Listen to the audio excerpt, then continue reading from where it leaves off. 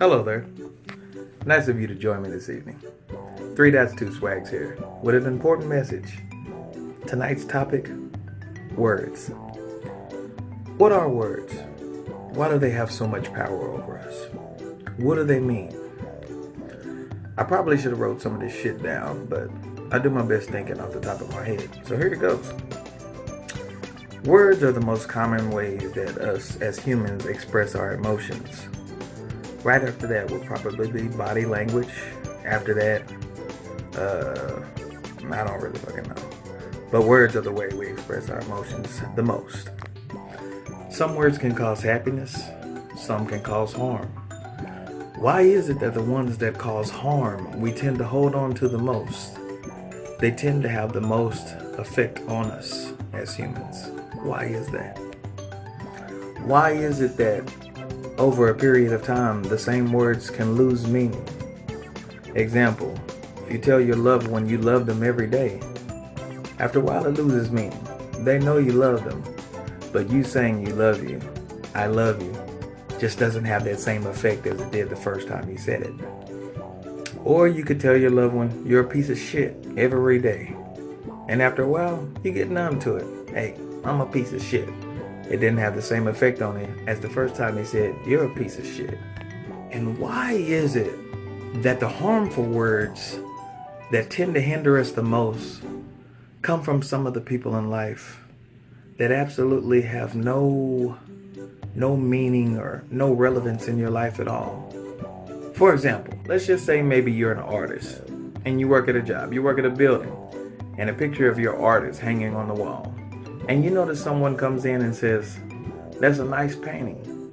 And you feel good about yourself and you go on with your day. Yet, let's say another time, someone comes in, someone that you don't know, and they look at your painting and they say, "That's a piece of shit." Why is it that that statement would tend to stick with you for the rest of your day and affect your work? Sometimes the answer to that is because you're being the bigger person. What does that mean? The bigger person, he takes that punch in the stomach and he carries on with his day, instead of punching that person back in the stomach. That would be not being the bigger person. So you might ask yourself constantly, why do I have to be the bigger person? Why? Why do I have to be the bigger person? Guess what? You don't. When it comes to being a bigger person, you've really probably got about 3 options. Let's go over those. You can A, be the bigger person, take that punch in the stomach, and just feel like shit for the rest of the day. You can B, not be the bigger person, and strike back at the person that caused you to feel like you had to ask yourself why you have to be the bigger person and deal with consequences. Or C, you could fucking kill yourself. You don't have to deal with shit. You just go fucking blow your brains out. That's always an option. I wouldn't recommend that one for nobody though. That's just not the way to go out. Fuck it. Don't deal with your problems that way. Don't kill yourself. But for those of you that tend to be the bigger person and let that hinder you all day, I want to help you out just a little bit. Here's something that you can do to get rid of that hindrance that tends to stick with you too. Shit, I fucked up. I'm gonna keep going. That tends to stick with you throughout the day. You gotta learn to say, fuck off. It can come in many ways, many forms. Fuck off. Fuck off. Fuck off. Well, you can just fuck off. Any of those forms is acceptable in dealing with that hindrance that's sticking with you during the day. You got to get some fuck off in your system. I have trained myself and programmed myself to get that in there. So I'm not going to say I'm Superman, that words don't harm me, words don't affect me, because they do. But at the same time, I don't let this shit bother me too long, because I've got a big ass dose of fuck off in me, and I learned how to use it in a good way.